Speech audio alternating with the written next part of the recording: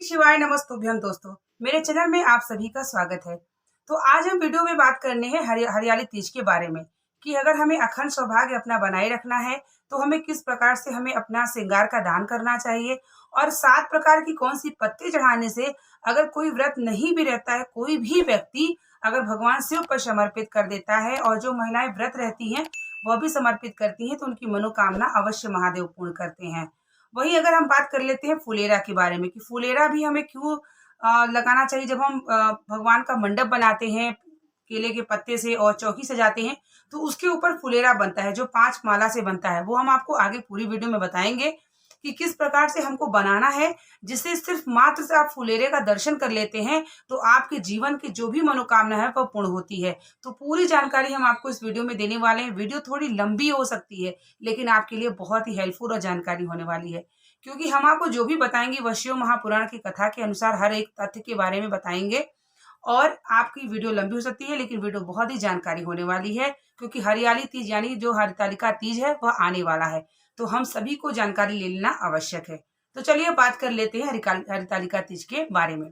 सबसे पहले हम बात कर लेते हैं 7 प्रकार की पत्ती। 7 प्रकार की पत्ती हमारे पास जैसे कि आपके पास बिल्वपत्र मिल जाए, नीम की पत्ती मिल जाए, आम के पत्ते मिल जाए, अशोक के पत्ते मिल जाए, ऐसे आपके 7 प्रकार की कोई पत्ती जैसे आंकड़े का पत्ती मिल जाए। ऐसा कोई नहीं है कि आप कोई पाबंदी है आपके पास कि ये पत्ती या ये पत्तियां नहीं चढ़ा सकते। आपके पास किसी भी प्रकार का 7 प्रकार की पत्ती हरितालिका तीज के दिन जो व्रत महिलाएं रहती हैं, जो नहीं रहती हैं, जो व्यक्ति, जो इंसान, जो भी सदस्य है, अगर कोई भी मनोकामना लेकर के भगवान शिव के ऊपर जहाँ हरितालिका तीज की पूजन हो रही होती है सायंकाल में प्रदोष काल के समय में आप वहीं पर ले जाके समर्पित कर दीजिए शिव भगवान के ऊपर और उनसे प्रार्थना करिए कि मैंने सुना है कि आपके ऊपर 7 प्रकार की पत्ती मतलब हरितालिका तीज के दिन जो व्यक्ति समर्पित करता है आप उसकी मनोकामना पूर्ण करते हैं तो मेरी भी पूर्ण करें। इस भरोसे से आप 7 प्रकार की पत्ती को अवश्य समर्पित करें। दूसरी बात है कि फुलेरा। फुलेरा जैसे कि आप सभी को पता होना चाहिए कि एक लकड़ी की डलियां होनी चाहिए या कुछ भी जैसे प्लास्टिक की डलियां होनी चाहिए। एक डलिया को लेकर के 5 माला आपको चारों तरफ से लटकाना होगा और उसमें आपको आम के पत्ते भी सजाने होंगे अगल बगल।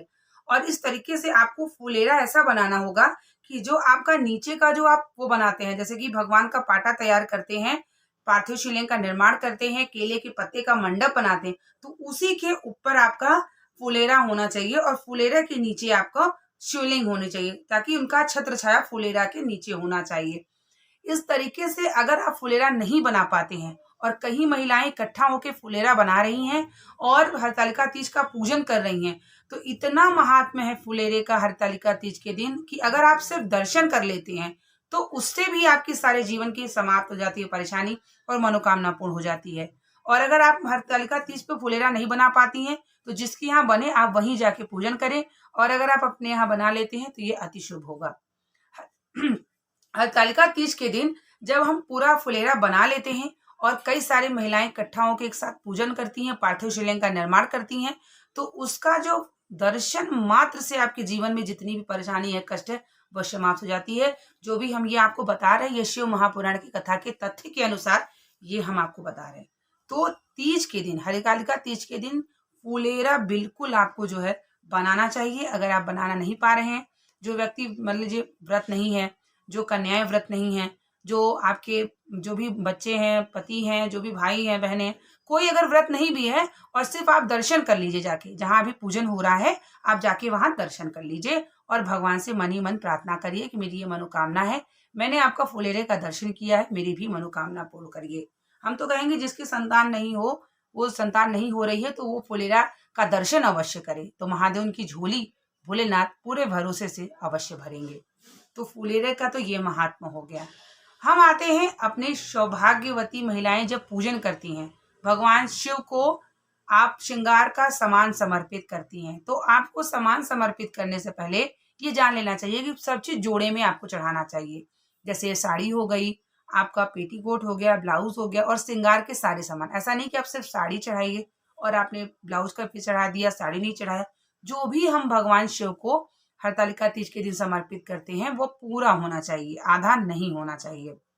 उसके बाद आपको बांस के डेलिया लेना चाहिए। बांस का डेलिया इसलिए लिया जाता है कि बांस आप देखते होंगे कि निरंतर कटता है लेकिन वह बढ़ता रहता है। तो जब भी हम पूजन करते हैं और अगले दिन जब हम किसी ब्राह्मण को, किसी सौभाग्यवती ब्राह्मणी को अगर हम दान करते हैं श्रृंगार का, तो हमें उस डेलिये में डाल करके और तब हमें उसे दान करना चाहिए। ऐसा इसलिए है कि जब आप डेलिये में रख के दान करते हैं तो आपका अखंड सौभाग्य है वह हमेशा बना रहता है, महादेव की कृपा रहती है। तो अक्सर आपने देखा होगा कि शादी विवाह जब पहले होती थी तो झाँपी जाती थी और लकड़ी में झाँपी में जाता था, क्योंकि वह इसका एक नियम होता था कि वह जो लकड़ी की चीज़ होती है, बनी हुई चीज़, वह कभी खत्म नहीं होती, कभी समाप्त नहीं होती, क्योंकि बाँस जो है वो निरंतर बढ़ता चला जाता है। उसी प्रकार आपका जो सौभाग्य है, आपका जो भाग्य है वह निरंतर बढ़ता चला जाता है। तो इसलिए सौभाग्यवती महिलाएं यह बात का भी अवश्य ध्यान रखें, जब आप श्रृंगार का दान करें तो आप एक डेलिया में, एक लकड़ी के बांस के डेलिया में लेकर के तभी दान करें। उसके बाद पूजन की बात कर लेते हैं। जब आप हरतालिका तीज का पूजन करती हैं तो पूजन आप समय अनुसार ही करें। जैसे कि आपका तीज का तीसरे पहर की जो पूजन होती है वह समय होता है, लेकिन कभी कभी तीज और चौथ एक साथ लगने की वजह से थोड़ा विस्मित हो जाता है कि किस समय पूजन करें। लेकिन तीज वाले दिन हमें थोड़ा समय का ध्यान अवश्य रखना चाहिए कि तीज का जब आपका समय हो, जब भी पूजन का मुहूर्त हो, उसी समय आपको पूजन कर लेना चाहिए। बात कर लेते हैं पार्थिव शिवलिंग के बारे में। जब हम भगवान शिव की पूजन करते हैं तो हरितालिका तीज के दिन पार्थिव शिवलिंग की पूजन का विधान है, जैसे कि मिट्टी के भगवान शिव का।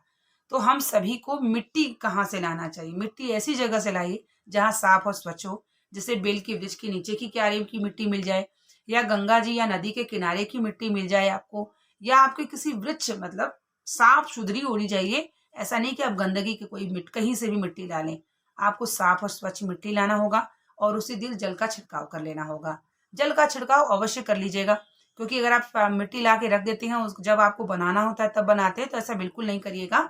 जब भी आप मिट्टी लाएं शिवलिंग बनाने के लिए तो सबसे पहले आप गंगा जल नहीं है तुलसी दल डाल के, या तुलसी दल भी नहीं है तो आप ऐसे भी डाल के छिड़काव करके पूजन कर लीजिए, उसके बाद रख लीजिए। फिर जब आपको शिवलिंग बनाना हो तब आप बनाइए। उसके बाद आपको पार्थिव शिवलिंग का निर्माण कर लेना होगा पूजा से पहले। पूजन से पहले आप पार्थिव शिवलिंग का निर्माण करके रख लीजिए। उसके बाद पूजन से, जब आप पूजन करने जाती हैं, पहले आप एक दिया जला लीजिए। एक दिया आपका पहले जलना चाहिए, उसके बाद आप पूजन शुरू करिए। पूजन के समाप्ति के बाद आप आरती करते हैं, फिर आपको एक दिया जलाना होता है। तो ऐसे किया जाता है। जब आपका शिवलिंग बन जाता है तो शिव जी विराजमान हो जाते हैं। उसके लिए आपको दिया जला के रखना होगा, फिर आपको पूजन करना होगा। पूजन में आपको सामग्री सारी रखनी होगी, जैसे कि भगवान शिव को जो समर्पित होती है पंचामृत आपको रख लेना होगा, अष्टगंध रख लेना होगा, इत्र रख लेना होगा, जनेऊ रखना होगा, चंदन रखना होगा, भस्म रखना होगा, और आपको भगवान शिव के जैसे कि छोटा सा वस्त्र जो भी आपके समर्थवान हो वो रखना होगा, और श्रृंगार का सामान माता पार्वती के लिए रखना होगा। फिर बढ़िया से आपको एक चौकी लगानी होगी, उसके ऊपर आपको केले का मंडप बनाना होगा। केले का मंडप बना के आपको फिर फुलेरा लगाना होगा।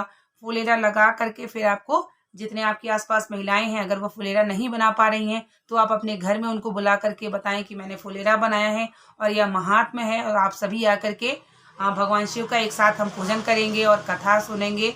और इस तरीके से आप अपने आसपास पड़ोस में, परिवार में हैं तो परिवार के अन्य सदस्यों को भी आप साथ में बुला करके, बैठा करके भी एक साथ पूजन कर सकती हैं।